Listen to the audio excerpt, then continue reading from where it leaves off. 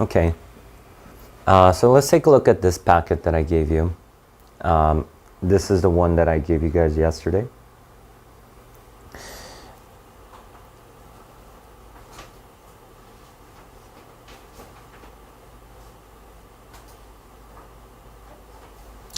Okay, so again, you wanna practice using these words. If you don't practice using it, it's not you can't really use it on test day either. Don't try any new things on test day. Everything that you do on test day should be from words that you tried before. Okay, so if you're going to use a new word, try it before, and then I'll take a look at it, and then and then you can probably use it. Okay, so remember this passage from yesterday. So he started off talking about how he's an uncle, right? Okay, I'm an inconsistent uncle, blah, blah, blah, blah, blah. What was the primary purpose in this? It was to build that relatability, right? You just see him as an everyday guy, but at the same time, he's passionate about something, right? When it comes to reading. When it comes to reading, he's passionate, and the primary the primary tool that he's been using, I would say, is other studies, right? So all of his claims, until the very end, they come from data. So it's come from research, it's come from various studies that he cites. But at the same time, he uses a lot of casual language, right? So that's pretty that's an unorthodox mix. Usually people don't do this, right? Usually when you're citing a lot of studies, your essay usually or your article is usually the article is usually pretty formal in its nature. But this one, it's kind of an exception, right? So we talked about all of this passage, and at the very end we have something interesting. He talks about his personal experience at the end, and it has that emotional element to it. It's not only an appeal to pathos. Pathos and logos at the end. I mean, up until the end, it's mostly an appeal to pathos and logos, but at the end, he turns to ethos. It's more of an emotional appeal, right? When he talks about reading and stuff. Okay, so let's take a look at one of the essays. Okay, so this should be at on the next page of your passage. Okay, so you want to closely, at least in the beginning, you want to start off imitating the styles of some of the better written essays. Okay, steal the sentence structure, steal certain words, steal the organization of the paragraphs, and just see on a macro level what the writer is doing, instead of just plainly identifying, oh, these are the techniques that he chose, so I'm going to use those techniques. That's not so important. The more important thing is that you write an essay that's coherent, and you don't have any flaws or gaps in your argument. Okay, so let's take a look at this essay. So it says, in response to the declining number of teenagers who read books for pleasures. Okay, so the pleasure. This is talking about the content of the essay itself, right? This is talking about the content of the prompt. Writer Frank Bruni wrote, "Read, kids, read," in order to provoke this generation of teenagers to read more. Okay, so this is his main point. Not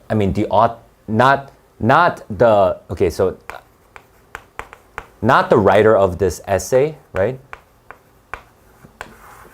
There's a writer of the essay, but the writer, I'm just going to refer to him as Bruni. Okay, so the guy who wrote the prompt, I'll refer to him as Bruni. The person who wrote this essay, I'll say the writer, okay? So don't be confused. Okay, so I'm just gonna call him Bruni from now on. So this is Bruni's main point. So let's take a look. He presents a solid argument. Okay, so this person chose to break the intro up into 2 sentences. So instead of just saying the author, Bruni gets his main point across using different techniques, we can do that, right? We can have that in 1 sentence, but this person, the writer of this essay, chose to break it up, right? So the next sentence is primarily so the first sentence was the main point. This is going to discuss the techniques. So what's the techniques? Presents a solid argument to convince his readers that the act of reading should remain as an important hobby. Okay, so he kind of adds on to this main point and does so skillfully by the use of, okay, so he states different types of data, okay, so and this is to be explored, right? So it seems that this is unexplained right now, different types of data. That's a little bit too broad, but that's okay. You can afford to do that in the intro paragraph. Different types of data and presentation of opposing viewpoints. Okay. Well, fine. We'll see how he does. Okay, so I only see 2. So I'm not entirely sure if he's just going to have 2 body paragraphs or what's going to happen.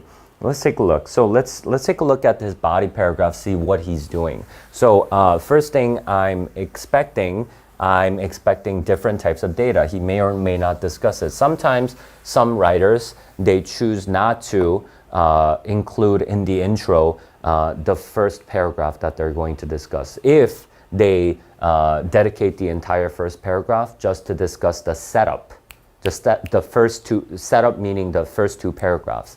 So let's take a look. Makes an extensive use of data. Okay, so he does talk about it, right?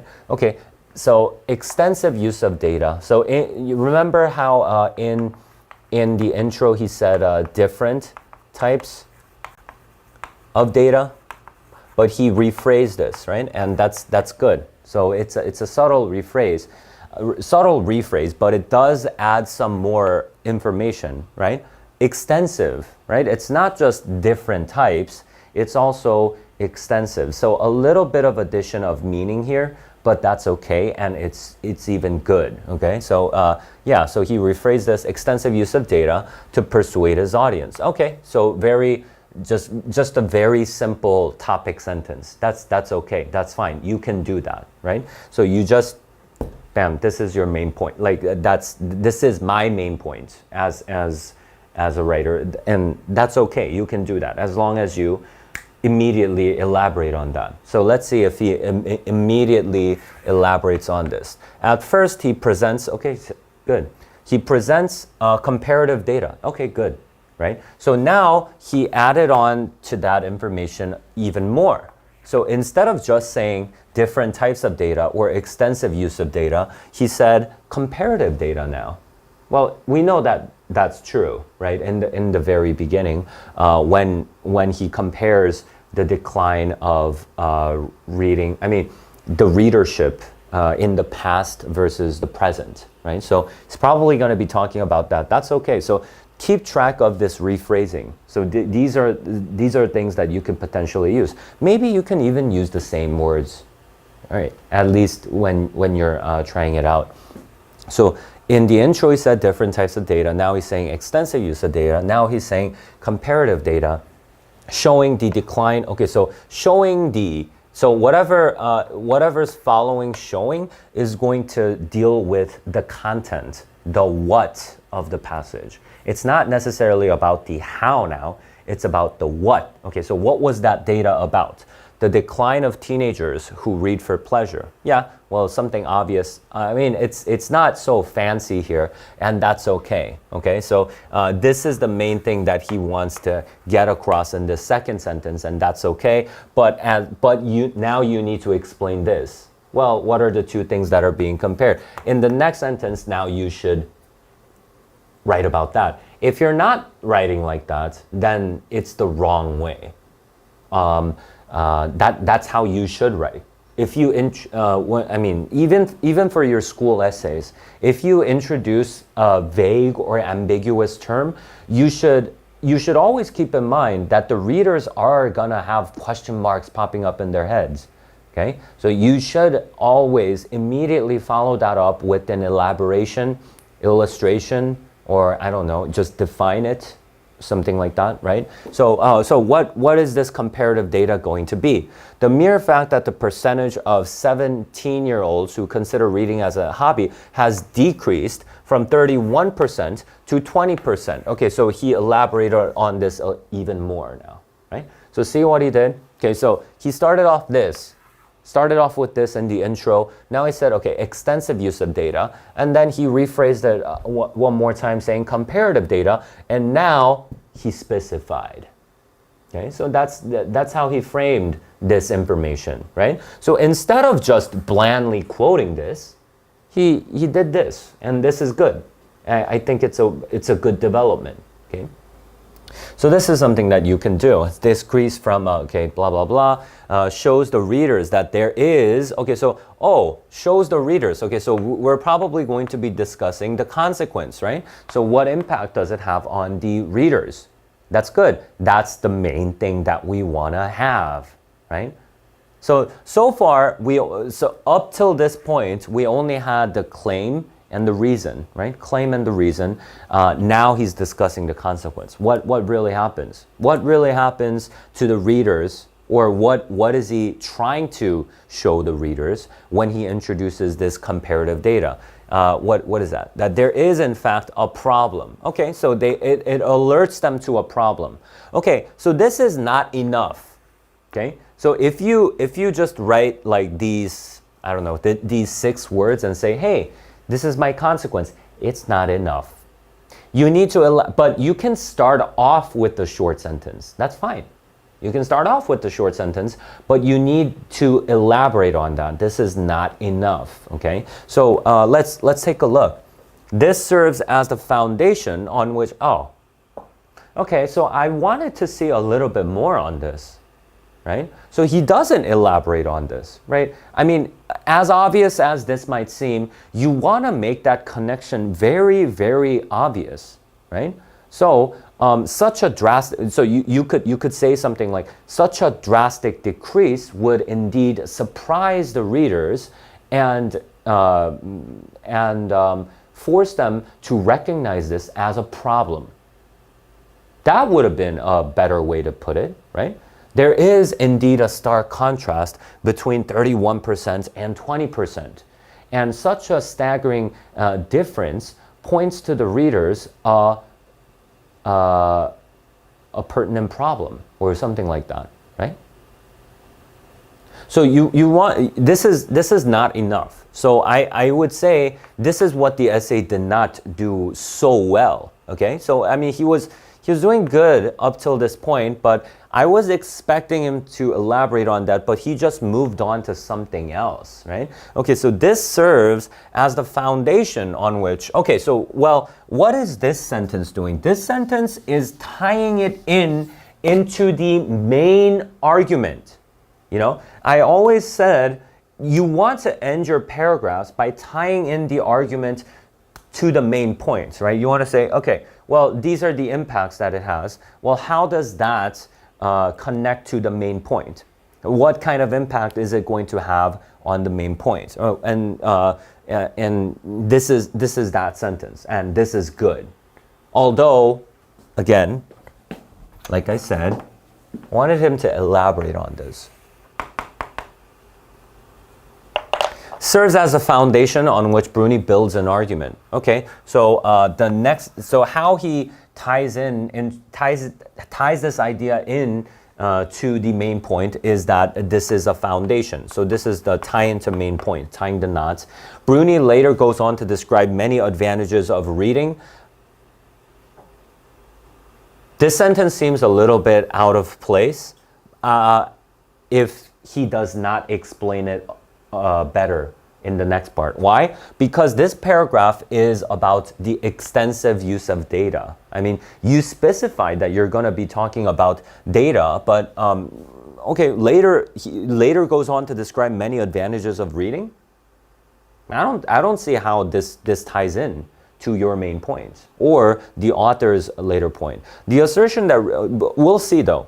The assertion that reading and intelligence has a relationship so close as to being symbiotic shows the readers that there are huge benefits to reading books, furthering the case. Okay, so this is kind of irrelevant, right? I don't see exactly why not you, but why he or she, the writer of this essay, chose to include this information. So this is kind of off. It feels really off to me.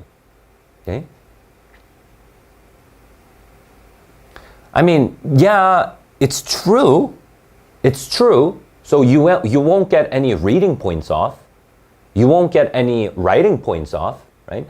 But I mean, potentially writing. But it's going to cost you some analysis points. I don't get why you chose to why the writer chose to discuss the advantages. I wanted him to elaborate on this more, the foundation. So here, I believe, is a downside to this essay. Okay. All right. So so let's go to the next paragraph. Okay. Another effect of citing data from different sources is that, okay, so another effect of citing data, okay? Well, okay, well, sorry, this wasn't the end of the first, what, is this the end of the first paragraph? So this is another paragraph? Okay, so another effect of citing data. So I guess he chose to break it into two parts, right? So the first paragraph was also talking about data. This is also talking about data. That's not preferable, but I mean, you always want to dedicate one paragraph to one idea. So we'll see how this goes. But I mean, that aside, I'm just going to look at this paragraph as a paragraph, okay? So I'm not going to talk about the essay for now. Another effect of citing data from different sources, okay? So I mean, but he does kind of rephrase it, right? Using, I mean, in the very beginning, he said different types of data, and then he said extensive use of data, and then he specified one specific type, saying comparative data or whatever. Now he's saying data from different sources, right? That's another thing, is that it represents the author as a credible person. Okay, this is fine to begin with. It's fine. Boosts credibility, that's what you're saying, right? Boosts credibility, but, okay, you need to immediately elaborate on this, okay? It's not enough. It's not enough that you say it boosts credibility. Well, why does it boost credibility? You need to explain that, okay? This is why I personally don't want you guys to write these kinds of words, like boost credibility, emotional appeal, or what is that? Ethos, pathos, logos.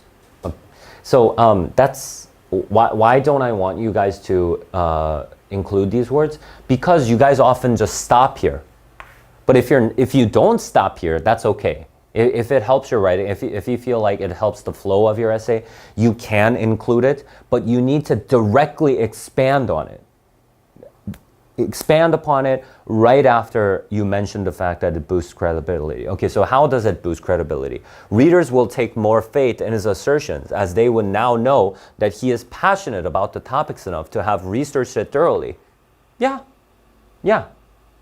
fine. This is good. So these are the kinds of things that I'm looking for, right? This is talking about the specific purpose of him citing data, right? But one thing I don't like is the order. What do I mean, the order? Well, he said citing different data from different sources. I would like to see the quote come right after this, right? But he didn't move on to the quote. What did he do? He discussed the purpose right away, right? That's going to kind of weaken the impact, because I don't know what exactly you're talking about yet. You know what I mean? I mean, he does quote like all of these right here, right? Also, well, actually he doesn't cite it. Okay, so that's a problem then. Okay, you should cite it before you make any claim with regards to its purpose or consequence. Okay, so I mean, sometimes I write backwards. Sometimes I do, but that's more for like a specific instance and stylistic choice.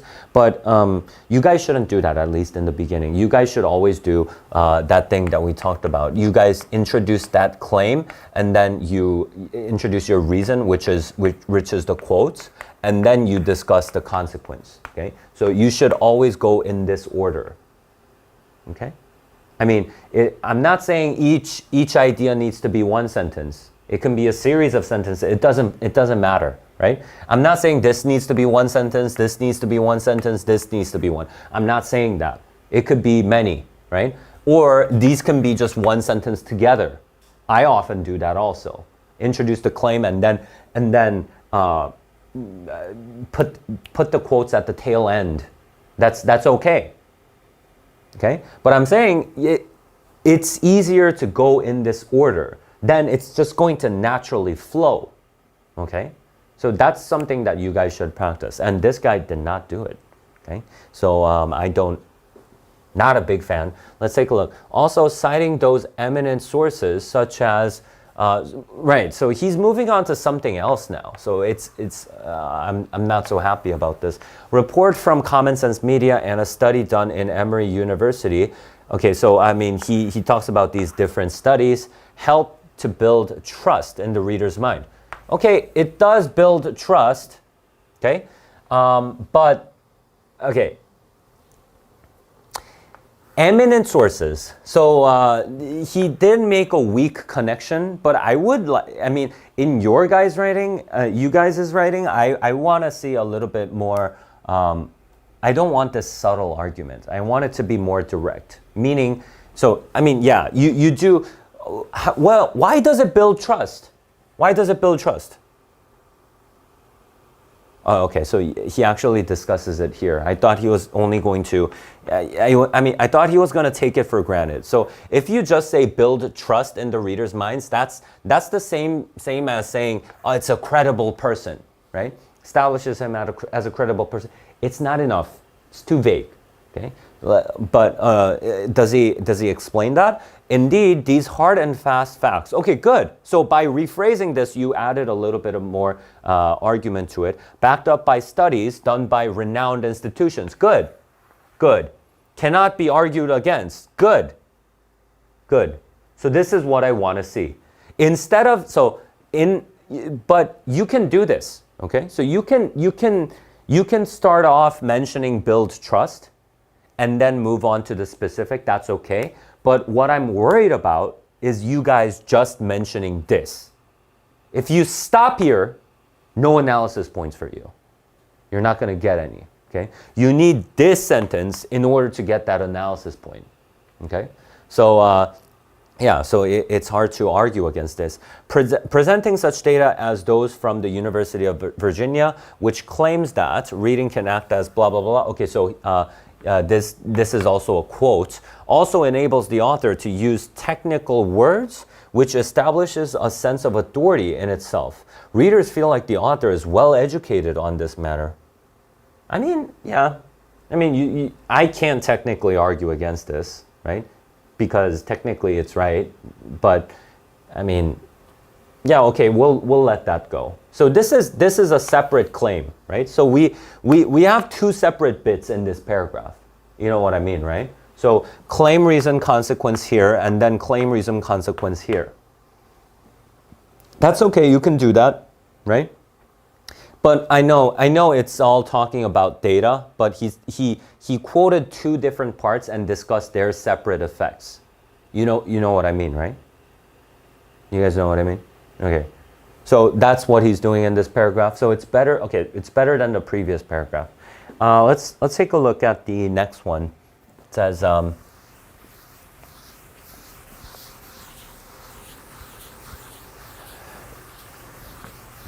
in addition to his use of evidences, okay, so in addition to his previous points, Bruni also addresses some counterarguments. Okay, yeah. So he addresses counterarguments. So this is going to be the topic sentence of this paragraph, I guess, right? Addresses some counterarguments that might also arise in reader's mind. Okay, well, this is the claim. What are you exactly talking about? You need to quote that part for me. I don't know where you're talking about. And then he says, for example, according to Bruni, okay, good. One might wonder if there is a causative relationship between intelligence and reading. Okay, so this it's fine if you don't understand it, but this is not how you should have stated this. Okay? Because just based on this word, I don't know how he addresses a counter argument. This is the only part that he quoted. What makes you think that is addressing a counter argument? I don't get it. I don't understand. So I'm not saying the point is wrong. You could potentially make this point work, but you didn't quote it enough. It's not a well-quoted argument. Okay? So, well, how does he addresses some potential counter-arguments? Well, he might use words like, oh, one might think. Yeah, then you need to quote that bit so that I know. But why are you quoting causative? If I just say causative, can I know that you're addressing some counter-arguments? No, you can't. You know what I mean, right? So this is very similar to a purpose reading purpose question, right? Okay. Relationship between intelligence and reading. He also admits that such a question is hard to unravel. Okay. This quote is okay. This quote is better. Okay. However, he then goes on to discuss how several studies have shown that regular readers are more adept, blah, blah, blah, indicating that some blah, blah, blah build up in the readers. Okay, so this is him just quoting. This whole bit is the quote, right? He addresses some counter-arguments. So he states the counter-arguments and then he says, A, that's wrong because I have these studies that go against what you're saying. Okay, so that's okay. So now, what do you need to discuss? The impact on the readers. Impact on the readers, let's see if you have that. Such concessions go a long way to bolster the argument of the author. Okay, this is not saying anything. Okay, I'm not saying this sentence is bad, but this sentence does not mean anything. It bolsters the argument of the author? No, do not ever say that. That's such a trash sentence. You know what I mean? Yeah, I mean, the question of this, I mean, the College Board is asking you to explain how he supports his argument, and you say, well, this supports his argument. That's a terrible thing to say. You guys know what I mean? The question is, explain how the author supports his point. And you're saying, well, this supports his point. Why bother? Okay, well, I mean, so you could have just erased this, right? But anyway, as the audience will now understand that Bruni accepts and knows different sides of his argument. Okay, different sides, elaborate on this. So similar to yesterday, okay, so if, yeah, it is technically true, right? And that's what a concession does. That's the effect of a concession. Do you guys know what a concession, remember what a concession is? Recognizing the opponent's point of view, right? Saying, hey, you guys do have a point, right?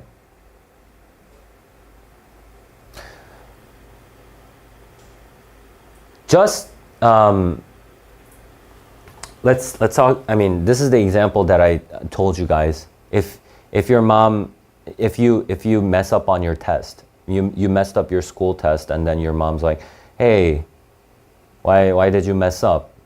Well, you can go two ways. You can say, I'll do better next time, okay? So that's one scenario. You just say, I'll do better next time. But in another scenario, you could say, I know I messed up. I could have tried harder and I had more time. I mean, I could have made more time to prepare for the test. I'm sorry, I'll do better. You're just recognizing the fact that your mom has a point, right? but it boosts the argument just by you recognizing that fact. That's what a concession does. That's I guess what he's talking about here, right? So technically it is right, but elaborate on this instead of including just like a general sentence here. This helps make the case by presenting Bruni as a type of expert on the case. Why? No, this is wrong. Why would that make him an expert? Just because he makes a concession, just because he addresses a counter argument, does that make you an expert? No, this is just plain wrong on the case, and also by showing readers the counterpoints from Bruni's viewpoint, putting them in his shoes so that the readers can empathize with him more and agree to his views. All right, so this essay is, I would say at best, you know, it would be a 3-3-3. At best, okay? No, actually, okay, so I mean, for 2 or 3, probably 3. Leaning more towards 2 here, okay? So the analyses are really weak here, although I did some analysis sentences, okay? So I might be a little bit harsh, but still, the analysis is just very cursory, okay?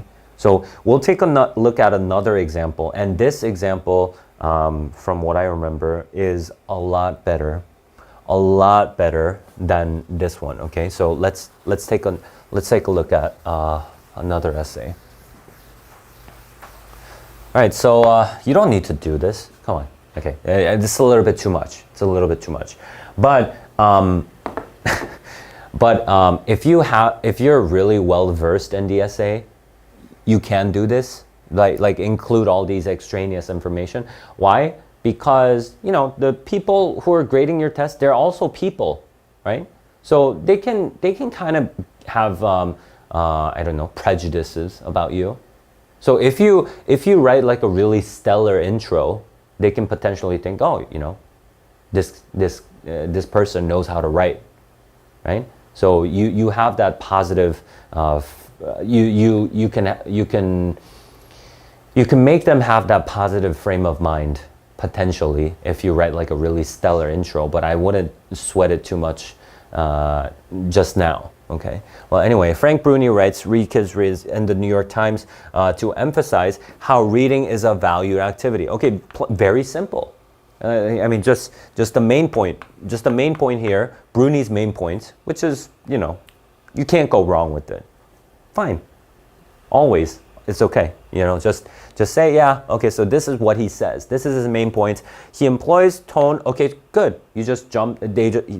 So this person just jumped right into the techniques. Okay, so tone, research, and expert opinion. Although I would prefer if you were going to talk about the casual tone, you could have just said he employs casual tone, and I mean just put like an adjective in front of it. I don't know, research, or if you like, for example, empirical research or something like that. But if you can't think of it, you can say research regarding, and then you can discuss the content a little bit, right? Because this is a little bit too, it looks too bare bone. You know what I mean? And expert opinion, but technically it's not wrong. So, but why does this person do this? Because I guess he or she's confident that he or she's gonna get all the points in the body paragraph, right? I mean, but if you don't step your game up in the body paragraph, you could have kind of amped up these, right, in order to get some writing points here, right? Anyway, an expert opinion to advocate the value that reading holds and attempts to persuade the audience to read more. Okay, so again, this is just the main point. All right, so very, very simple intro here, which doesn't hurt you. It's okay. No, I don't see anything wrong with it, but now you need to kind of step your game up. So let's take a look. Okay, Bruni utilizes research. Okay, good. This is a word that I like to use also. He utilizes research in his arguments to corroborate the positive influence that reading yields. Okay, so what does it mean to corroborate? This is also a very commonly used word that you can use. Corroborate something means like kind of similar to bolster and say, oh yeah, this is true. If you corroborate someone's claim, you corroborate the positive influence, you're saying, yeah, there is indeed a positive influence. That's what corroborating is doing, right? Corroborate the positive influence that reading yields. Okay, so you need to expand on research now. I don't know what you mean by research, right? So, do you explain this? Let's see. He mentions the news report by Common Sense Media. Okay, good. Right? Okay, so he's expanding on research right away, that while 8% of 13-year-olds and 9% of 17-year-olds have never enjoyed reading books ago, blah, blah, blah, blah, blah, blah, does not read for pleasure today. Okay, so this is kind of like a mixture of quotes and his own words, which is the most ideal form, right? If you get used to this, okay, so just paraphrasing is never going to work. It's unacceptable. You cannot do that. That's just plain unacceptable. Do not just paragraph. Do not just paraphrase. You need to quote words always. Okay. If you're having a hard time mixing it up with your own words, then just quote it. Quote the entire thing. Quote the entire bit that you want to talk about. I mean, it's better than not quoting. Okay. But the best thing is paraphrasing and quoting, okay? Which is what he did, right? Okay, so this is the quote, right? And then he mentioned the paragraph. Yeah, it's good if you do this, right? So anyway, we don't have anything so far. What do we have? We just have the claim, right? We just have the reason, right? So this entire thing is the quote. So what do we need? What do we need? I need the consequence, right? I want him to discuss what's the impact on the readers, okay? So I'm waiting for that. So it says, moreover, the frequencies of youngsters reading books has drastically declined. Okay, so I guess he's not done quoting, okay? So he wants to quote more. So he has drastically declined. That's the part that he wants to quote. Okay, so up till here, it's the quote, right? So he quoted quite a bit, right? So this whole bit is a quote. Let's go to the next part. Now, please discuss the consequence. Please, I beg you, please. Such contrasting numerical data indeed is devastating. I love this. Okay, this is good. This is a good start. This is a good, like, I love these short sentence, it's indicating that what you're going to be, it's pointing to the direction that you're going to be discussing, okay? I know if you end here, that's trash. You can't do that. But I mean, this is just a starting point for him. But that's good, okay? Okay, such contrasting numerical data indeed is devastating. What's omit? I mean, it's devastating to whom? I mean, for any person. That's what he's saying. Like this is how he intends the readers to take it in. That's what he means. And so this is okay. You can do this. Yeah, it's numerical data indeed is devastating.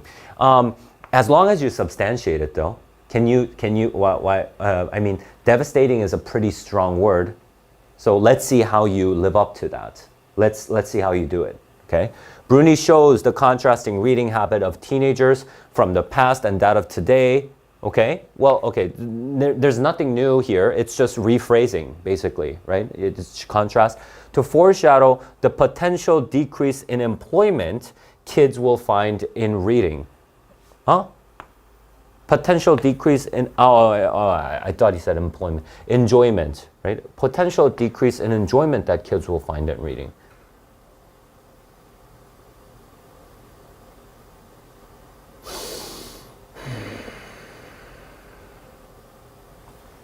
It's foreshadow. So foreshadow, so I can't say this is technically wrong, right? It foreshadows something. Well, I can't, it's hard to, I mean, I'm not a big fan of this. I mean, like by this point, I was kind of expecting him to really pinpoint what he means by this, but I don't know. I don't know that yet. Let's take a look. Okay, so, but, you know, technically it's not wrong because he said foreshadow. You can't really, it's hard to logically deny this. But anyway, this surely is what Bruni hopes to stop from happening. Okay, so this is stating, like, this is in Bruni's mind, right? So this is his purpose. So this could count as a consequence, right? Okay, so he wants to prevent this from happening. And then what does he do? Bruni therefore brings forth the several studies that have stated that the more people read, the more skillful they are in reading people, sizing up the social world around them and being emphatic. Okay, this is a really complicated argument. I mean, not a complicated argument, but a really complicated way to write. And I don't think you guys are skilled enough to do this yet, but this is actually bringing in another quote, right? It's bringing in another quote, and it's discussing the consequence of the previous quote by utilizing a brand new quote, right? So it's tying this in to a new quote, which is, I don't want you guys to attempt doing this right now, but anyway, and I guess it works, right?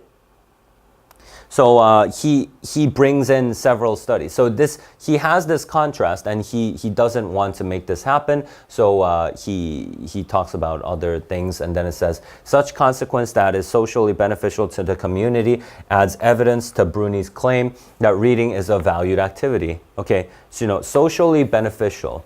So this is him rephrasing the quotes here, right? Rephrasing skillful and being emphatic. What I thought it was empathetic, but anyway. So anyway, he's rephrasing all these, and then he's saying, such consequence that is socially beneficial adds evidence to his claim. That's okay. Okay. So you can't just say something supports the argument, but if you say, if you talk about a positive consequence, if you talk about a socially beneficial thing, yeah, that can support the argument. That's okay. Okay. The trend in American teenagers deviating from the track of America's bright future, therefore, indeed serves to be the driving force of Bruni to persuade his audience. Wow. Okay. So driving force. The trend in American teenagers deviating from the track of America's bright future, what is this? This is the contrast that he mentioned here. He's rephrasing this entire thing, right? So that's really good. So he's kind of kind of summing it up, and after he kind of synthesized it with this new point, discussing the bright future bit that can come here. And so this is the driving force, which is yeah, it's like the foundation of his argument, right? When it comes to his argument, he has this contrast in the beginning and says, hey, this contrast, look at this is a problem. And then he says, hey, we should do something about it. So, and that's his argument here, right? So this is the foundation of his argument is what he's saying. So this is good. Okay, so this paragraph is very solid. It's really good. Okay. Okay, so let's go to the next part.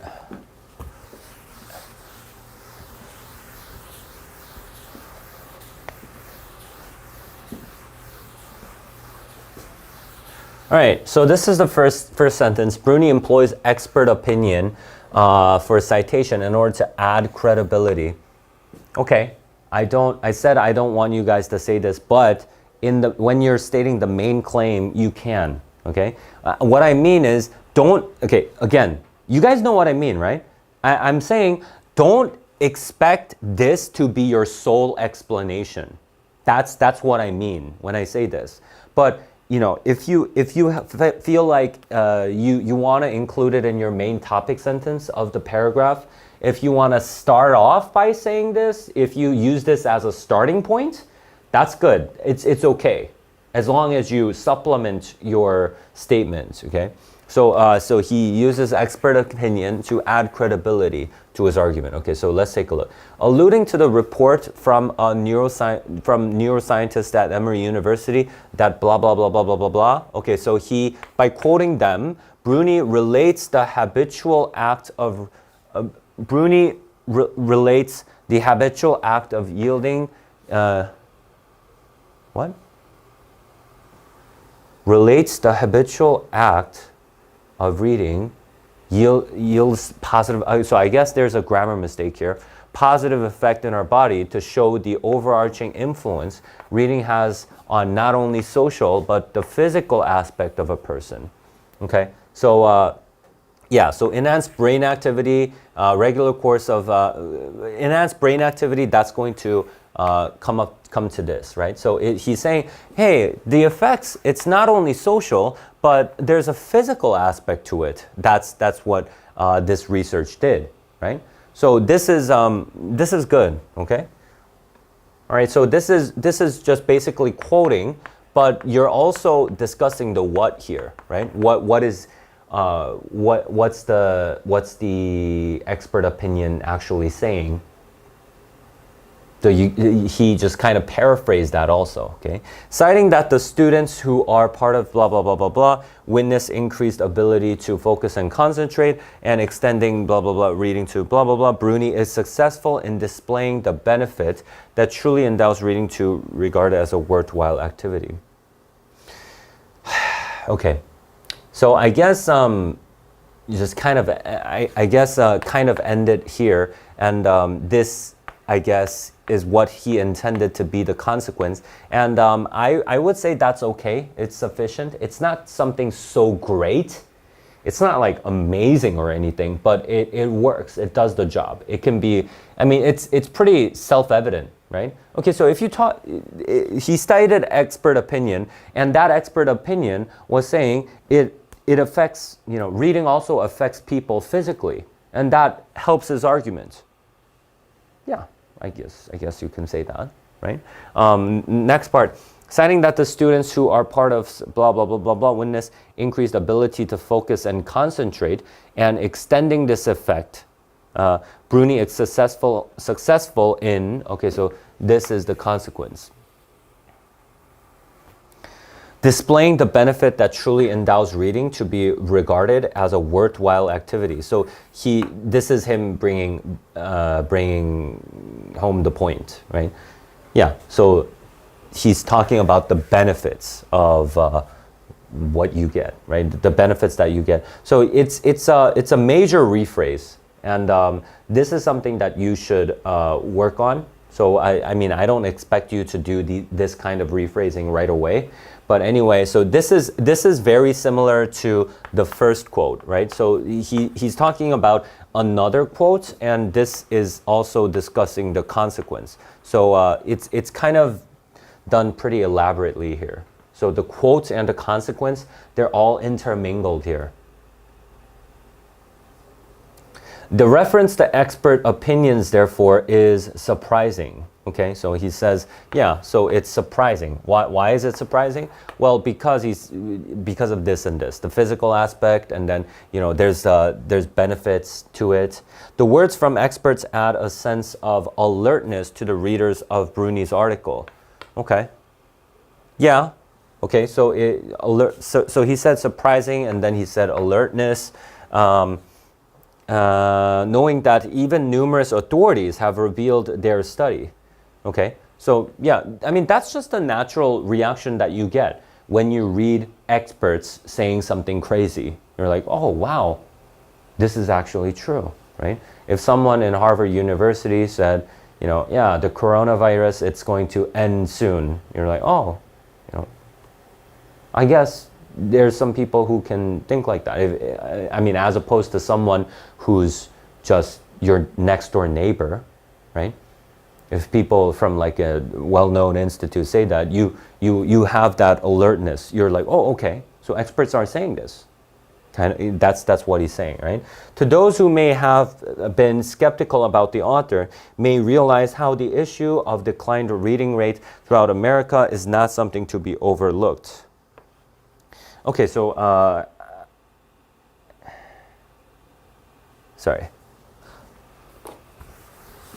Overlooked.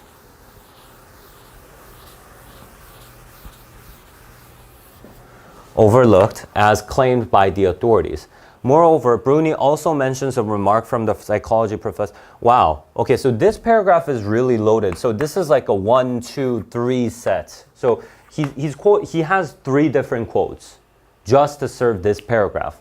And that's eventually what I want you to do, at least for the second paragraph, right? When we were talking about the juxtaposition, I said, you know, like when I saw some of your paragraphs, okay, so your paragraph was structured like this. So you have your claim, right? So in the beginning it says, oh, it uses expert opinion. Hey, here's one expert opinion. Hey, here's the effect of that. You know what I mean? So you guys usually just have 1 quote, but this person has 3 quotes, basically, and discusses the consequences of each also.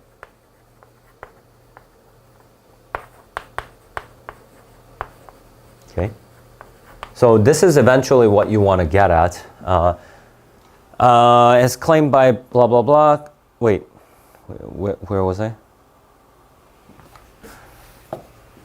Moreover, Bruni also mentions a remark from the psychology professor at UVA that serves to be a crucial connective to the rapid metabolism, blah, blah, blah, in order to, so this is the consequence, persuasively speak and reach to those parents who are concerned with the method to detox their child from the digital world. Okay, so this, I guess, is talking about the target audience, which you can also kind of do, right?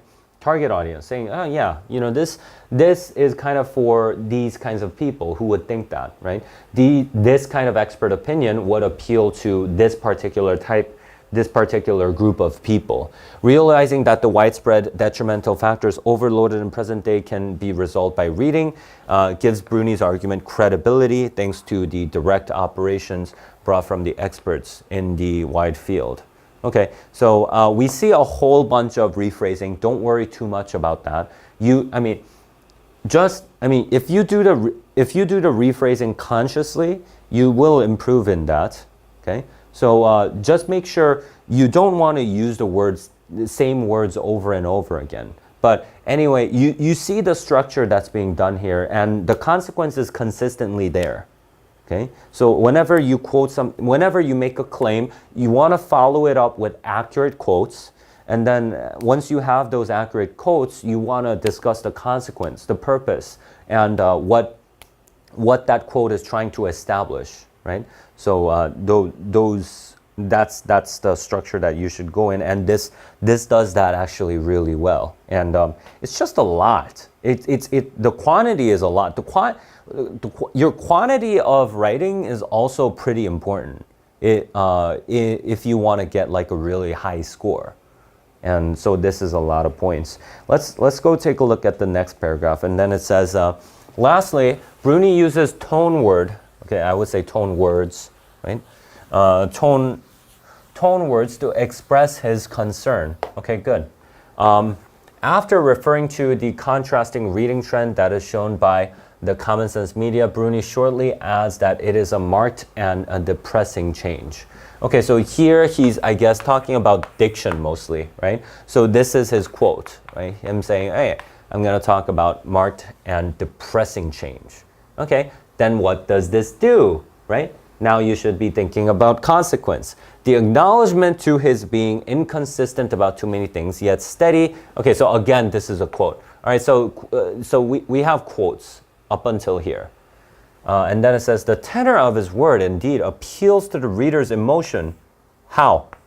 Okay, so I guess this is his thing, right? So the writer of this essay likes to start off things with the short sentence, right?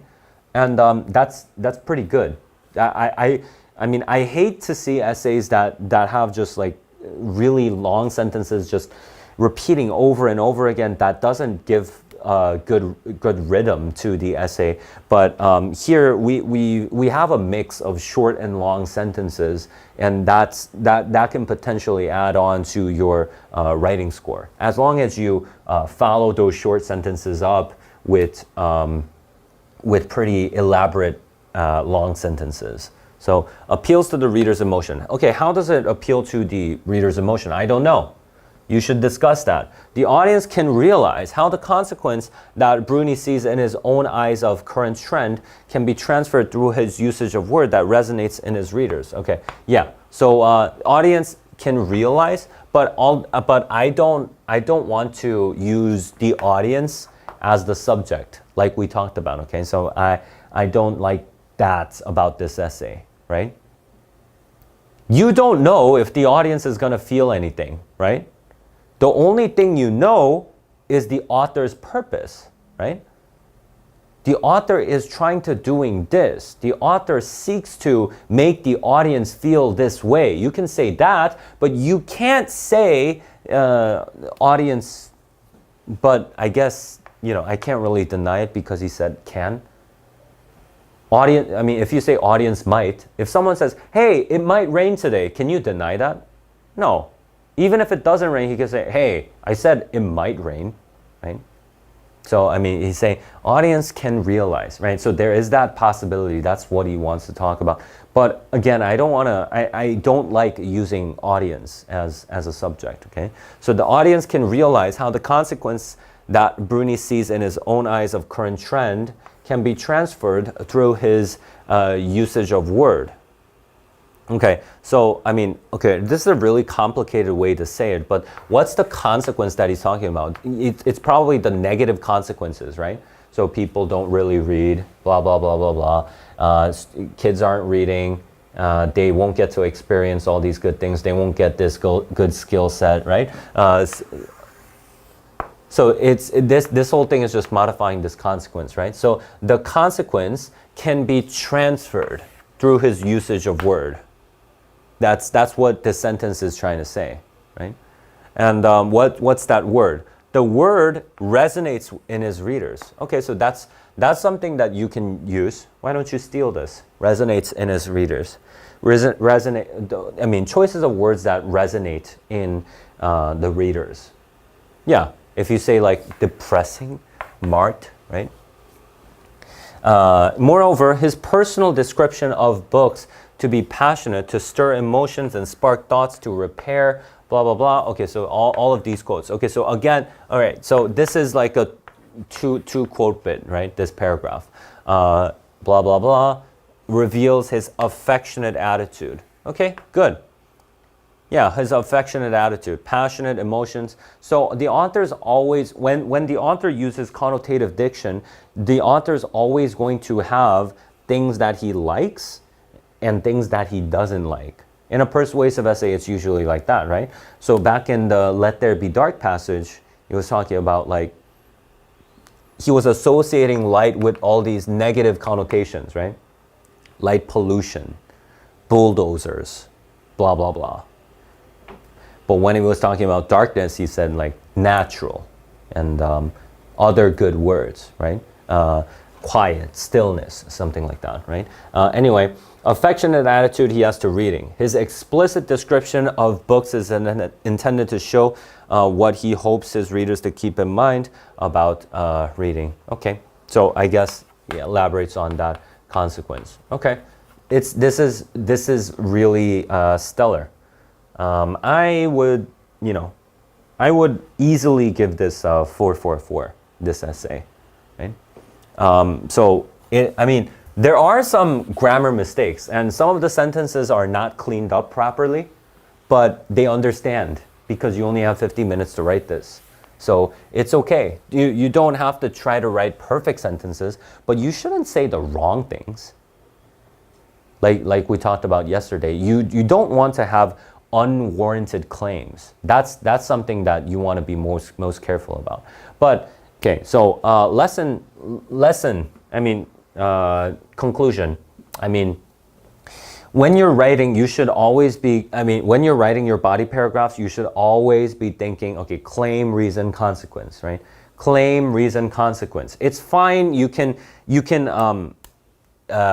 pair the claim with reason, right? You can pair, oh, he uses appeal to authority, or he uses expert opinion, and then you can quote that part in the same sentence. It's fine, right?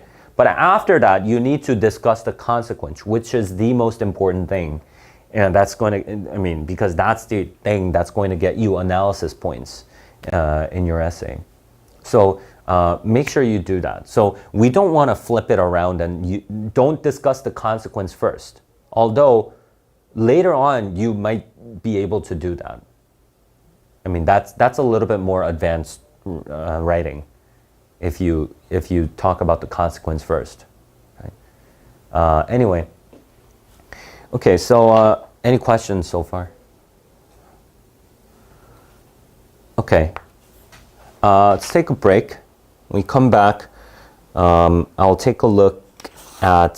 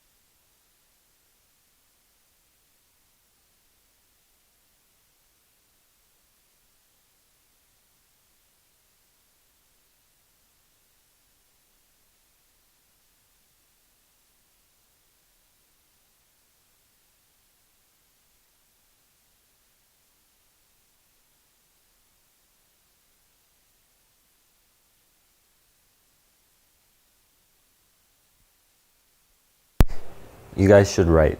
So, I mean, I won't force you guys to, but you should write. That's the only, I mean, that's the only way you're gonna get better. If you don't write, you can't. Okay? Let's take a look. Let's take a look at that packet that I gave you. Okay, so what's this number? It's the paragraph number for you to quote. Okay, so it's just, this is paragraph 1, and then paragraph 2, 3, blah blah blah. Okay, that's just the paragraph number. So let's take a look. So this is by John F. Kennedy. Okay, by John F. You guys know who Kennedy is, right? Okay, so John F. Kennedy, we set sail on this new sea. Okay, so I don't know what this new sea is, because there is new knowledge to be gained and new rights to be won, and they must be won and used for the progress of all people. Okay, so first things first, something that sticks out to me is this, we, right? So, you know, when politicians are speaking, they usually talk, they usually use a lot of inclusive language, right? Why? What's the difference between me saying just, hey, America should do this? If I say America should do this, I kind of, there is that sense of distance between me and America. But if I say we Americans must do something, it feels like we're all in this together, right? It adds to that sense of solidarity, and it feels like I have a responsibility also. It's not just a country, right? It's not just the government. It's not just some people. It's us, right? We are doing this together, right? So that's what what he's trying to do. And also, what does he say? We set sail on this new sea. So he's literally on a boat. Is that what he's saying? He's literally on a boat? No, I don't think he's talking about a literal boat, right? It's not saying, is it saying literally all Americans are going to this new sea, right? They're all going on a cruise? No, right? So this is an analogy, right? So why would you say we set sail on this new sea instead of just saying, hey, we're trying this new thing, as opposed to that he says we set sail on this new sea. That has an emotional impact to it, right? And it's what is this? It's kind of like a allusion to what America is. How did people come to America originally? Right? I mean, they just came by boat, right? Like they came through the ocean, right? So it's kind of an allusion to that also, right? So it's like am I reading too much into this? No, not really. I mean, the text is what you make of it, unless you're proven wrong, okay? But I mean, you can infer that, right?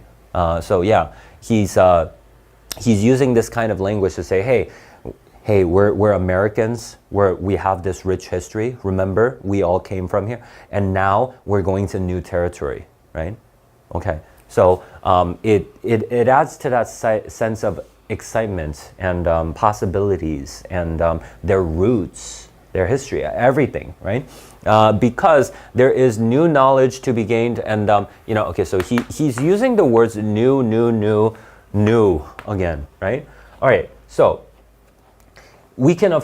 I guess we can use this, I mean, we can frame this as repetition, right? We can say, hey, he's repeating that word over and over again, right? We can say it's repetition. We can also say it's his use of diction, right? There's two ways to say this, right? So what's the impact of the word new, right? Like I said, it hints at that sense of possibility, right? Everyone's excited about possibilities, right? About what the future can hold and stuff like that. So he's appealing to that emotion, and at the same time, why does he repeat it? Because he wants to emphasize that point a lot, right? It's rhetoric, right? Okay, so new knowledge, new sea, new rights to be won, and they must be won and used for the progress of all people. Okay, so this is a really grand goal that progress of all people. That's like a really grandiose goal, isn't it? Right? So yeah. So let's take a look. For space science, like nuclear science and all technology, has no conscience of its own. Okay, so this is a because, right? Because, space science does not have conscience. What do you mean space science has no conscience? Well, by itself, it's neither good nor bad, right? I mean, can you say space science is bad? No. Can you say it's good? No. It really depends on how you use it, right? How do you use space science? I mean, you can use it for like your evil causes, or you can use it for the good of humanity, right? So that's probably what he's talking about. Whether it will become a force for good or ill depends on man. All right, so so, and only if the United States occupies a position of preeminence can we, and so he's using the word only, right? It depends on men, and only if the United States does this, right? So it's, logically speaking, it's really radical, right? He's saying only if the United States occupies a position of preeminence, we can help decide whether this new ocean will be peace or it will be a terrifying theater of war, right? So if the United States is not involved, then we can't help decide if it's going to be peace or war, right? Okay. So this is the kind of, I would say, the crossroads that they're at, right? Is it going to be peace? Is space science going to be about peace, or is space science going to be about war, right? They're at that crossroads, and he's saying, hey, if the United States is not involved in it, we won't get a say in this, right? And in order to get this point across, this was a setup, right? This first sentence serves as that setup, right? So by saying we, it adds to that sense of responsibility that everyone has. It's not just the United States government, it's us, right? It's us, and people are excited. He gets people excited about the possibilities and the beginning, right? And then he introduces this important thing that we need to be involved in, right? Okay, and then it says, I do not say that we should go or will go unprotected against the hostile misuse of space any more than we go unprotected against the hostile use of land or sea. Okay, so he's saying, hey, I'm not saying this. I'm not saying this. We've seen a lot of this, right? Let me not be misunderstood, right? Like Lincoln said, kind of thing, right? So he's saying, hey, I'm not saying, because some people might say, hey, isn't it dangerous if you go unprotected, right? Or something like that, right? So he's saying, hey, I'm not saying that. I'm not saying we should go unprotected, right? But I do say that space can be explored and mastered without feeding the fires of war, right? So he's just saying this, right? So he's saying, hey, I'm not saying we should be reckless, right? I'm not saying we should go do this without plan, but I'm saying if we, we can do this, we can explore space without, resorting to like this kind of space exploration, right? Without repeating the mistakes that man has made in extending his reach around this globe of ours, right? Okay, so he also refers to the past. Okay, so this first paragraph before he goes into the specifics of his argument is kind of like a setup. So it's loaded. We have so many things here, like I talked about. It has diction. It has that inclusive language. It has that emotional appeal. It has that logical appeal. It has, everything almost, right? What it doesn't have, I guess it doesn't have an appeal to authority, but, I think he's qualified enough to say this. He's the president of the United States, right? So, that's something that we don't have, but we have a lot of different things here, right? Okay, so any questions on this first paragraph? Okay, if not, gonna move on. There's no strife, no prejudice, no national conflict in outer space as yet. Okay, so these words, do they sound desirable? No, of course not, right? So instead of he could have just said conflict, right? If he were like you and me, he would have just said, hey, there's no conflict yet in space, right? But instead of saying conflict, you see this repetition, right? No strife, no prejudice, no national conflict, right? So you get a sense of what he's trying to do, right? It's a lot of rhetoric involved. He wants to get this point across. When you see repetition, always think of Martin Luther King, right? I mean, like his point was very simple when he says, "I have a dream. I have a dream where black and whites will be equal." That was his point, right? That was his point. But he says that in a myriad different ways, right? Like a lot of different ways. He said, I have a dream where, black and white kids, they're going to hold hands and blah, blah, blah, blah, blah, blah, blah, blah, blah, blah, blah, blah, blah, blah. I have a dream, blah, blah, blah. I have a dream, blah, blah, blah, stuff like that, right? So it's that repetition.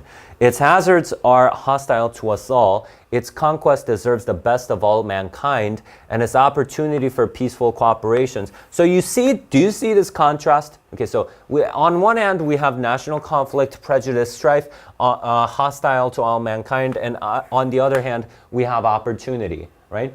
So he's saying, I do recognize, there is a potential for this. So like in the first paragraph, he stated that if we do not get involved in this, there's a possibility that space exploration is going to be hostile, right? It's going to be some kind of war. Why is he talking about that war though? Because there was something called a space race back then, during the Cold War, Soviet Union and the United States, right? What was the space race? Like they were just kind of competing against each other in terms of who's going to go to outer space, who's going to get who's going to make satellites first, who's going to do this in space first. It was kind of a race, right? But this is his famous speech saying, "We go to the moon," right? He's saying, yeah, in order for us to maintain peace, we need to do this. We need to put in our resources into space exploration. Because think about it, okay? If you're a tax-paying American, okay, you pay a lot of taxes. Do you know how much you pay in taxes in Korea or in the States? Do you guys know? How much do you think you pay in taxes in the States? Let's say your yearly salary is 100,000. Let's like approximately 1억. Let's say you get paid 1억 in a year. How much do you think you pay in taxes? 10%. How much do you think you'd pay in taxes? Huh? 10%? 10% sounds reasonable. Almost 40. Almost 40%. So you're gonna get something like this. So this is your salary, but what goes into your bank account is something like this. Isn't that crazy? No? It's not? Isn't that a lot? No, never given it a thought. Isn't it shocking? Isn't it surprising? So like everybody said, you know how people say, 6-figure income, right? 6-figure income is 6-figure income, but this is gonna be about this, and all things considered, if you think about the price difference, the consumer price index difference in Korea and America, it's usually about I would say it's about 2 to 1. So in Korea, this would be the equivalent of something like 3천만 원. If we say this is 6천만 원. So you get, so this is your salary, okay? This is your salary. This is what you get paid, actually what you're paid, and this is what it's worth, like in Korea, 3천만 원. Why am I talking about this? I don't know. Just okay. So yeah, if you're a tax-paying American, would you be happy if your government says we're gonna go to the moon? Because that's all your money, right? They could have used it to build schools in your area, right? Your kid Your kid's going to like a really underfunded school, and they're saying they're using your tax money to go to space. What would you think? I mean, yeah, I mean, if you're just a rational person, you would think, you know, do we really need to do that? That's why he's talking like this. You see what I mean? Like, you know, that's why he's appealing to like, oh, you know, past, you know, we set sail on this new sea, right? Then it kind of gives it a sense of purpose, right? So anyway. So, and then he says, but why some say the moon, yeah? So yeah, this is what the opponents might say, right? The opponents are going to say, hey, you know, why do you need to go to the moon, right? Which is pretty justifiable, right? Why do you go to the moon? Why choose this as our goal? And they may well ask, why climb the highest mountain? Why 35 years ago fly the Atlantic, right? Why does Rice play Texas? Okay, so I mean this. I mean he gave this speech at Rice University, so I guess it's talking about the rivalry between Rice and Texas, right? You know, it's just sports, just for sports, right? I mean this is kind of like his joke, right? In here, right? Anyway, so. You know, so so some people might say, hey, why do you go to the moon, right? And, you know, why do you climb the highest mountain? And why fly the Atlantic? These are all stupid questions, right? Why? I mean, people don't ask, hey, why do you climb the highest mountain? Well, I climb it because it's the highest mountain. That's what people say, right? So he dismisses this as a ridiculous question. Why fly the Atlantic? I mean, yeah, people flew across the Atlantic and they went to the, I mean, they made planes, right? Why fly the Atlantic? Because it's worth it. I mean, that's what he's implying, right? Why does Rice play Texas? Because it's worth it. That's all he's saying, right? So he's saying, yeah, you know, some people say it's ridiculous, but it's not actually ridiculous. It's, you know, I mean, a lot of it is implied, but he's kind of saying like, you know, as humans, we strive to do this new thing. We rise up to the challenges and we try to do it, right? Anyway, we choose to go to the moon. So he said, we choose to go to the moon. The emphasis is, when he says we choose to go to the moon, the emphasis is always on choose, right? It's not at the moon, right? We choose to go to the moon. No, it's not. It's we choose to go. We elect to go to the moon. We choose to go to the moon in this decade and do the other things, not because they are easy. Okay, so here he's explaining his reasoning, right? So it's not because it's easy, but because they are hard, because it's a challenge, because that goal will serve to organize and measure the best of our energies and skills, because that challenge is one that we are willing to accept, one we are unwilling to postpone, and one which we intend to win, and others too. All right, so this paragraph, okay, so see the X's and the O's, you see that contrast, right? So this paragraph is all rhetoric also, right? It's all in emotion, appeal to emotion, right? So when you talk about challenges to people, when you talk about obstacles, when you talk about really things worth doing, you know, people have that sense that, you know, they want to join in on that. I want to do it, right? No? Like, you know, usually like you guys watch that motivational speech kind of thing, like on YouTube. It's like 공부 왜 안 해? And like, you know, they you know what it is? Like 너희 부모님이 뭐 어쩌고. And then there's like this background music. Yeah, I've seen some videos like that. I don't know, like some people. But anyway, like it's kind of like that, right? So it's appealing to that emotion that people want to rise to their own. Everyone wants to conquer their fears, conquer their challenges and stuff like that. So it's appealing to that emotion, right? All right, so let's go to the next part. It says, it is for these reasons. Okay, so notice what he's not doing. Is he giving like a really reasonable response? No, I don't think it's reasonable, right? I mean, is it logical? Is this argument very logical? No, it's not logical. It's mostly emotional, his appeal, right? Is he saying like, hey, if we don't, hey, statistics say, does he do any of that? We've seen a lot of those, right? Does he do that? No. He say, hey, statistics say the Soviet Union can potentially go into space in the next 5 years. And if we don't do that, our projected losses will be something like this. No, he's not taking that approach. He's saying, we go to the moon because it's hard, and blah, blah, blah, blah. You know what I mean, right?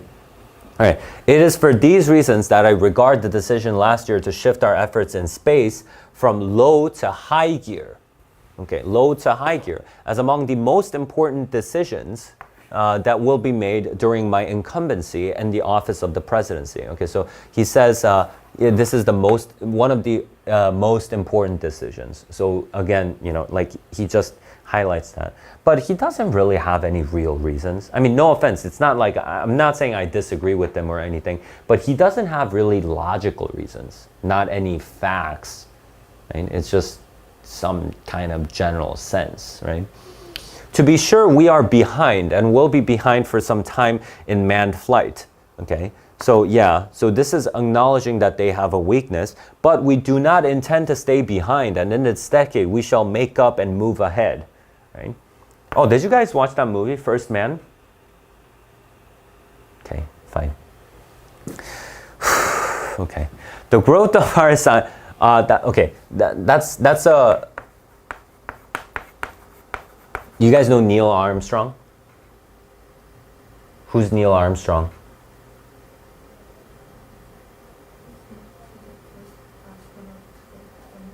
Yeah, so he was the first guy who stepped on the moon, right? Well, anyway, it's about that. Okay, it's about them.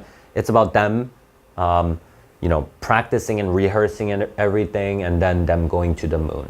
Do you guys know Ryan Gosling? He's in that. Have you guys seen La La Land? Do you guys know what La La Land is? You haven't seen it? Okay, same director as La La Land. But anyway, okay. To be sure, we are behind and will be behind for some time in well, we did this. The growth of our science and education will be enriched. Okay, now these are some new points, right? So I guess you can mention this in a separate paragraph if you want to, right? So he's saying the benefits are not just confined to space, right? It's not just regarding space, it's also for our science and our education, right? With the new knowledge, right? By new techniques, mapping and observation, by new tools and computers. All right, so, you know, I mean, he lists a lot of things, right? So if he just says, hey, it's going to help our science and education, is that going to help us? I mean, does that add up to his argument? Like, does that do anything? No, it doesn't add that strength. But if he says like, oh, you know, new techniques of learning and mapping and observation by new tools and computers for industry, medicine, the home, as well as the school, then, you know, I don't know. He's saying the same thing, but it just sounds better. It just sounds convincing to you. Why is that the case? Well, because he's talking about very specific things. Let's take a look. If you say, you know, home as well as a school. So instead of education, if you say home and education, home and school, it sounds really, I mean, if you just say science, you're like, okay, well, science, how does that relate to me? But, you know, the advances in science are going to change your life at home also. Right? So if you hear these words like home, so instead of education, if you hear the word school, you think about your kid's school. You think about the school you go to. You think about the electronics in your home, right? Electronic devices in your home, that kind of thing, right? So he wants to appeal at that. And technical institutions such as Rice will reap the harvest of these gains. Okay, so he since he's talking to Rice, right? Rice students, so he says, you know, yeah, Rice will reap the harvest, right? So they will gain. So he talks. So that paragraph was talking about the potential gains that they can have, right? Let's go to the next part. The growth of our science and education will be enriched by new knowledge of our universe and environment. This is the paragraph that we read, right? And finally, the space effort itself, while still in its infancy, has already created a great number of new companies, right? So do you see this? It's still in its infancy, but it's still created a lot of new companies, right? Isn't it kind of a strong tool if you say, yeah, it's in its infancy, right? That word, just about the word infant, it's still an infant, but it created a lot of new companies. Imagine what it would do if it grows up. It's kind of implied there, right? So that's the kind of word choice that he uses. So very strategic word choices in order to instill that sense of maybe some imagery and maybe something of relevance to the audience, right? So he wants to tie all of that in, right? And tens of thousands of new jobs, right? Yeah, imagine an infant like this, right? Anyway, space and related industries are generating new demands in investment and skilled personnel, and this city and this state and this region will share greatly in this growth, right? Okay, so relevance is like a key word, right? So he's talking about this relevance. If you want to do this, I mean, what would be the very traditional way to go about this? I mean, I would use like statistics or something, right? Hey, we just started with the space effort, but within the first 4 years, look at all the jobs created, right?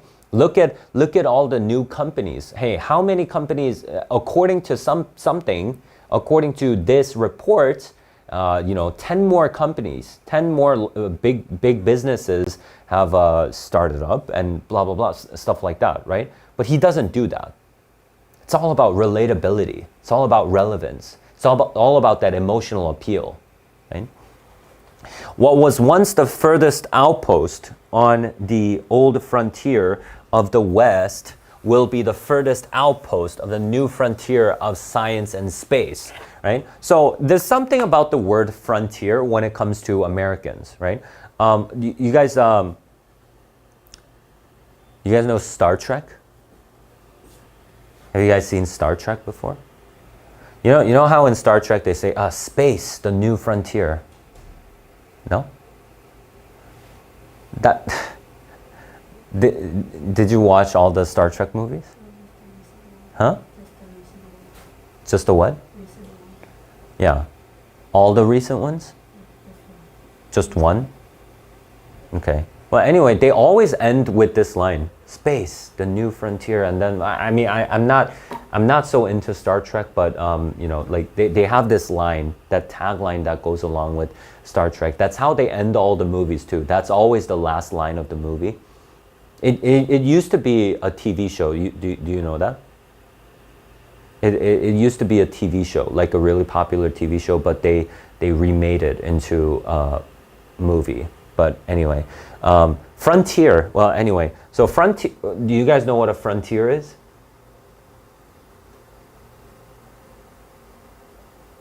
Frontier. Frontier is like, okay, so this is America, and then they used to live here, right? So, like back in the day, back, right after independence and stuff like that. This is the frontier. Okay, but what did this symbolize for a lot of people? It was that sense of possibility for a lot of people. Why? Because if things don't work out for you, you can always move out to the West, right? That was the thing about America, right? People called America land of opportunity because you could always move out west, right? You can move out west and then, like, what do you have here? Like, just land for you to cultivate and stuff like that, right? You can use that land. I mean, you can make a ranch. You can do whatever, right? So it was that kind of thing. Like, and as when people moved out to the west more and more, and these become states, then this is the frontier, right? And then this is the frontier, this is the frontier. And eventually, they got everything, right, in the continent. But so, when he's referring to the old frontier of the West, he's talking about, that sense of possibility, right? That, Americans always like reminisce about, and that kind of thing, right? Will be the furthest outpost on the new frontier of science and space, right? So he presents, so this is a very important thing. Like he uses him using the word frontier when he's describing space and science. That has a historical significance, right? It's, and Americans, they like to have that sense of patriotism and stuff, right? So for what America America for a lot of people is, like freedom, opportunity, possibilities, that kind of thing, right? And so he's appealing to that, right? He's saying, this is our new frontier that we need to go into. It's not about that land anymore. It's about this. It's about space and science. This is our frontier. So Houston, your city of Houston. Okay, so what is this? This is like an appeal to the listeners, right? Rice is in Houston, by the way. So, back then, a lot of people who came to Rice, I guess, still so now too, but, they're probably all Texans, right? So Houston, your city of Houston, which with its manned spacecraft center, will become the heart of a large scientific and engineering community. And it still is, right? You guys heard of the phrase, Houston, we have a problem? No? Houston, we have a problem.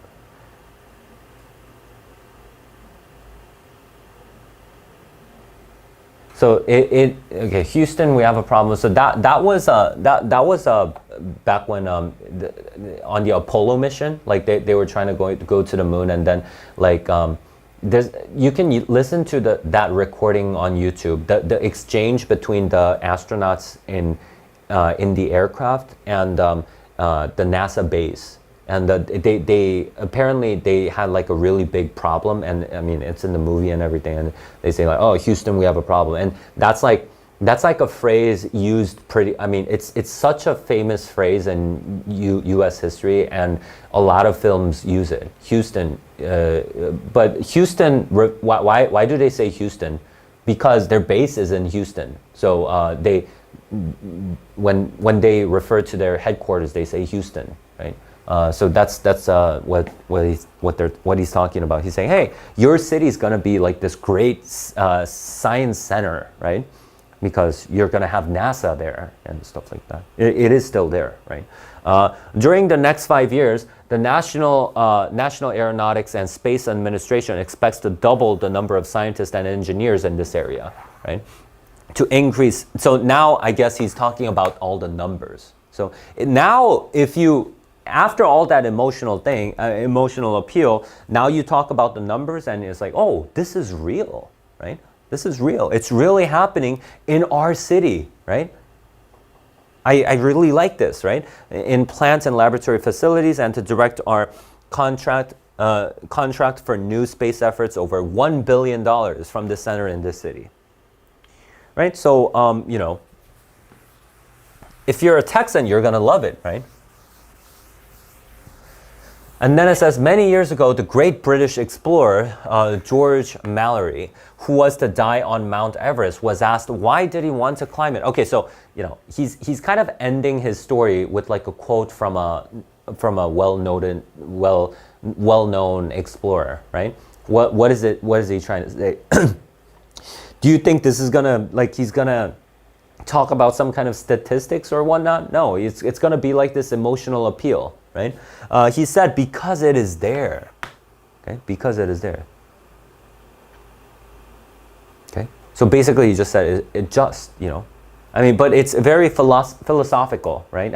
Of course, if you want it to be, it can mean more than this, right? But anyway, like he's saying, yeah, this is why we're doing it in the end. Yeah, we have all these benefits and stuff, but Well, space is there, and we're going to climb it, and the moon and the planets are there, and new hopes for knowledge and peace are there. And therefore, as we set sail and ask God's blessing on the most hazardous and dangerous and greatest achievement, like, okay, so advance on which man has ever embarked, right? Okay, so a lot of diction. So I mean, you can talk about the tone. Okay, so what's the tone like? It's very he's trying to be very inspirational, right? He's talking about all the different possibilities and that kind of thing. So tone and diction, of course, it's really big here, right? His word choices, yeah, he had all those words associated with the positive qualities and blah, blah, blah. And instead of him just saying science and education, he said, that bit, right? Science, and then he said home, education, and school, so that, it's all devices so that he can actually demonstrate the relevance of those issues to the people, right? The people who are listening to the speech. And, the emotional appeal, right? So this is contained within the arguments itself, right? If you want to talk about the emotional appeal. But do not use the word emotional appeal, right? Like we said, we want to be more specific on it, right? So let's talk about him, about the frontier, right?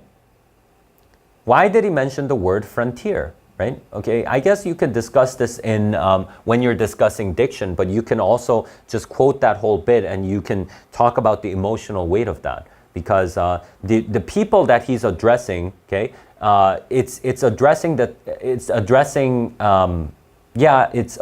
students at Rice University, but it's them as Americans, right? So he's forcing his listeners to listen this not as students. So, but what is he forcing them to listen as? As Americans, right? Americans with the responsibility. That's how he uses that inclusive language in the very beginning also, right? So he uses the word we, right? We, in order for him to add on to the sense of responsibility that the listeners will potentially have upon listening to his speech, right? That inclusive language and, back to frontier. That frontier bit has a lot of meaning behind it. It's pretty loaded because it refers to, like, everybody knows the historical implications to that, right? Everybody used to think of America as that land of possibility and whatnot, and he's saying that's still ongoing. It's not the end, right? Just because we have the continent to ourselves right now, it doesn't mean we don't have a frontier. We still have a frontier, right? This is an unexplored land that we also need to conquer. And this is a challenge that we as Americans should embrace, right? And then he lists all the reasons for that. But those reasons, again, they're not something based on concrete, logical reasons, right? It's more of an emotional appeal, right? So in the beginning, one of the arguments was, another argument that stands out to me was, we're at a crossroads right now, right? A crossroads, are we going to make space exploration this detrimental thing, or is this going to be this beneficial thing, war or peace, right? And he says, in order for America to have a say in this, we need to be involved in space exploration, right? So basically, he wants to convince people that space exploration is necessary, right? So that, I guess, is your main point, right? Space exploration is necessary, and we need to do it. He wants to justify it. That's the overall thing that he wants to do. People could potentially say, hey, it's not worth it at all. I'm paying this much tax. I don't know why you want to use our money there, right?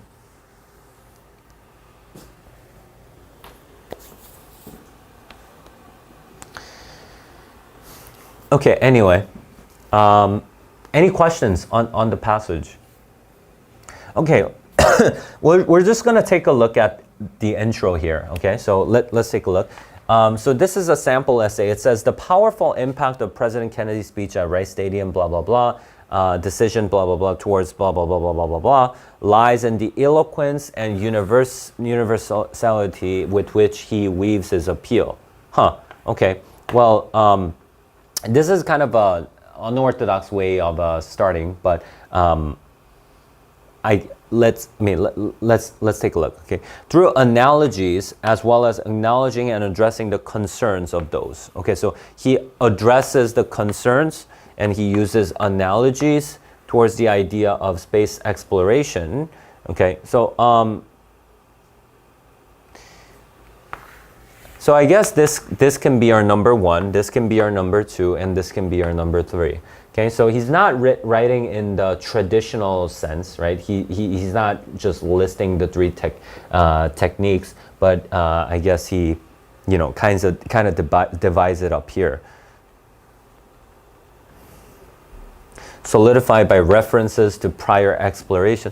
Okay, I mean, you can also say this is going to be included, or you can say this is going to be included. So he talks about a lot of different possibilities, right? So he just talks about a lot of different things in terms of the what of the passage and how of the passage. So a lot of different things mentioned here.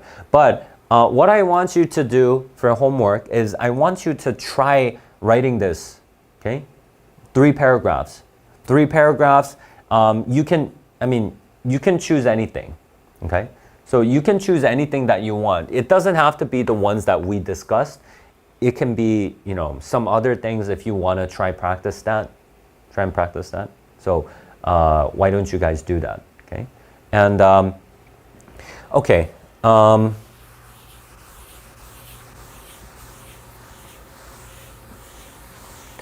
Another thing, after this week, I can't give you guys feedback as soon as possible, that soon, because next week my schedule is going to be like pretty loaded again.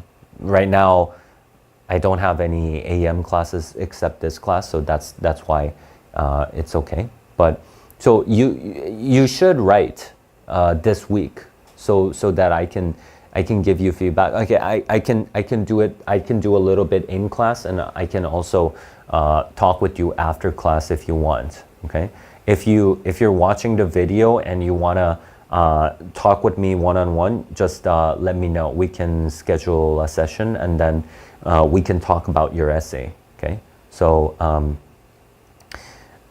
send me an email. Okay, so send me an email. You guys all have my email address.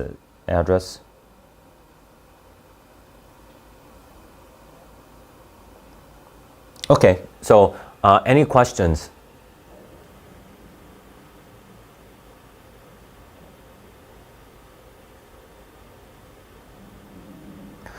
Okay, you guys want to so again, you know that sheet that has the commonly used vocabulary that you can use. Please consciously try to use them, okay? And do not use a thesaurus, okay? You guys know what a thesaurus is, right? Okay, so there's a kind of type of dictionary that instead of telling you the definition, it tells you the synonyms, okay?